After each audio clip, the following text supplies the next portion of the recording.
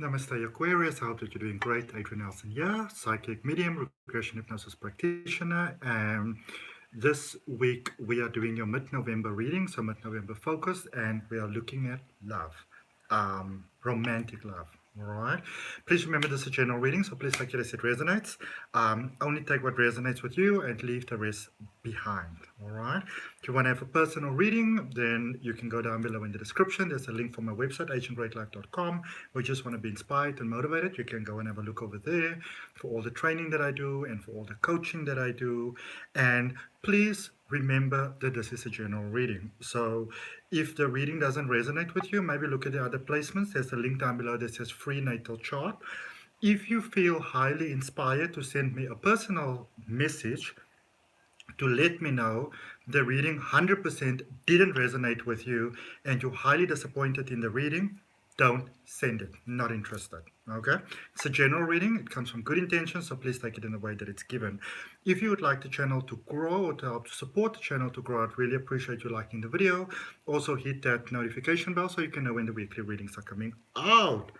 With all of that being said, Aquarius, let's look at your recent past, your current energy, what is heading towards you, and then we're also going to clarify and also end off with maybe an additional message there for you. I hope that you're doing well. Okie dokie. Aquarius. Interesting stuff. So,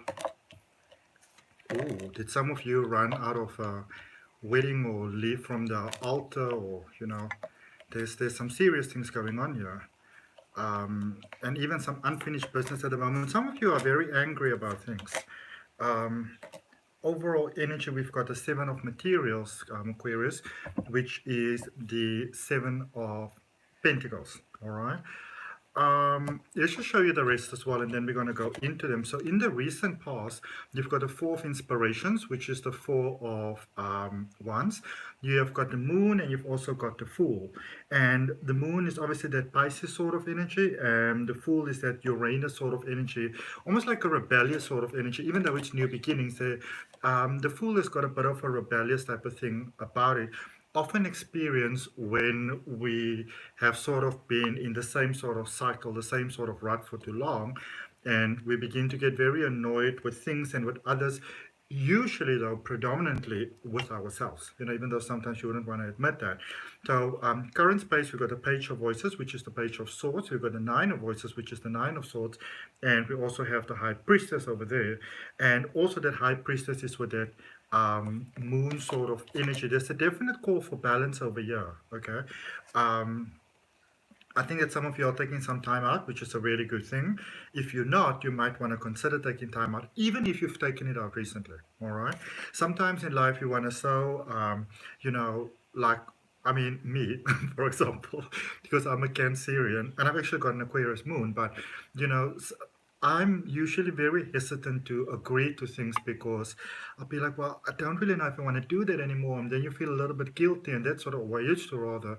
But at the end of the day, you want to predominantly look after the, I would say, the mental balance of your own mind and your own emotions, because sometimes we consider other people so much that we stop considering ourselves, and then at the end of the day, we're the ones that sit with the problem. So it might appear that you might have some flippity-floppity sort of emotions going on here, Aquarius, that could maybe make you feel like you sort of want to hermit a little bit more, all right? Energy coming your way, there's the Ten of Inspiration, which is the Ten of Wands, the Eight of Materials, which is the Eight of Pentacles, and also the Magician, which is that Mercury sort of energy, that communicative sort of energy. So when I look at this, it's like you're on your way to something good. A lot of things in life is really working out really well for you, which is beautiful, Aquarius. You've got a lot of things set in place. I feel that a lot of you have worked really, really, really, really hard. And even if you've got a partner, there was that sense of having to do a lot of things on your own. And it's like you're so sort of tired, and just like a good night's sleep it's not quite going to cut it, You've set up a lot of things, and also for a lot of you, there's a lot of real positivity that's coming in your life. Huge things that are coming in your life, coming your way in your life, and you know that, you sense that, and it's almost like you need some time to almost sort of like acclimatize with that. And I would recommend giving yourself that time. All right. So in that recent past, there is that space of this was either a marriage or a very high level sort of commitment, maybe an engagement or something like, could be a divorce for some of you, but there was a definite sort of um, future plan, marriage plan. This is what we're going to do. And then I feel that and you know, it's interesting, but obviously this can happen with any of us. There was that space where almost I feel that for some of you, you sort of like ignored the red flags, the warning signs, the things that maybe people said or you know didn't say, but you could sort of like pick it up in their body language because you know you're obviously very perceptive. Um, but some of you realize that it was time for a new beginning, and some of you have stepped away from a connection that I feel that others have started to believe this is going to be your lifelong connection, commitment. Um, it could also be from very close friendships that you stepped away, but we predominantly focus on love here. Um, there may have been some people that were jealous of your connection and whispered little things in your ears. But even if they did, I still feel that they, you know, they probably weren't that off. Some of you sort of put on the blinkers and didn't want to see things for what they were. So you may have made excuses, maybe for a partner, you know. Again, from time to time, we all do that. Because, you know, what's love got to do? Got to do with it. In your current space, and I feel this is why there's really that either taking time out or really needing to take time out because for many of you it's almost like you're realizing that you have to direct your attention in a different direction, you know. For some reason also get for some of you it is that you need to be downscaling. So it seems like a lot is happening here in your life, and it's almost like being in the healing period between that connection and the next one that's coming. Because I feel that a lot of you, whilst others are sleeping and things like that, some of you might be hiding the fact that you're not sleeping well. But, you know, sort of really contemplating so either sleeping way too much, quote unquote, or not sleeping at all, or not sleeping well, you know. Maybe by like 3 o'clock, 4 o'clock in the afternoon, feel like, oh my goodness, I don't even know if I can keep my eyes open. There's a definite call here for balance. I feel that for many of you, yes, it's all fine and well to step away and to claim your power and you know all those type of things that people always speak about, but which are important things. But I feel that for some of you, um, it's almost like you place this very almost powerful sort of barrier around you. You know, I'm never going to allow myself to feel that way ever again. And when we do that, you know, what we sometimes may not realize is that we sort of place that whole wall around us. You know, and even with like a lot of times when you follow sort of like regression hypnosis type of posts, people speak about breaking past life vows and this type of things. And this is actually what they're speaking about because this could be things that hold you back in this lifetime. It could also be that you're being held back and throttled in a sense almost by finding that big love um, because of that sort of past life vow that you may have made there. There's a call here for balance, the balance between the divine male and the divine feminine, the yin and the yang, you know, between being very strong and brave and courageous and, you know, I don't know, warrior battle ready, but also between being that gentle, more feminine sort of side that we all have within us, you know. Um, so there's definitely a call for balance here. And I think what is sort of like for many of you, what is sort of like amplifying things, first of all, you're seeing things that are not working out at the moment that might be giving you a lot of concern and stress. And that is quite normal because you know, the sun at the moment is in Scorpio because it's Scorpio season. And for those of you that didn't know, when the sun is in that energy of the house, that is when it's at, you know, energy. Um, Also, some of you could be very almost hit very much about what's happening around you at the moment because a lot of people could just sort of like be bearing how they feel and their emotions in ways that they sometimes, you know, that they don't normally do.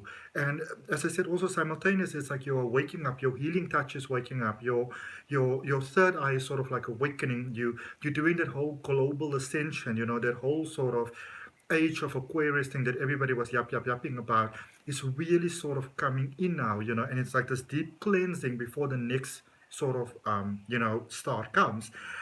Um, so I would focus on getting that balance at the moment, you know, taking the time out if you need to do that, Aquarius. Because I feel that it's not only about, it's when we have balance, we get clarity also about the things that it is that we need to release within our lives. And some of you are carrying around stuff with you, maybe in carrying it around so long that you're not even aware of the fact that you're carrying it around. Um, but there's a sense of balance that's returning to your life. Um, it's almost like your personal life might be a little bit all over the place, and that you don't like at all.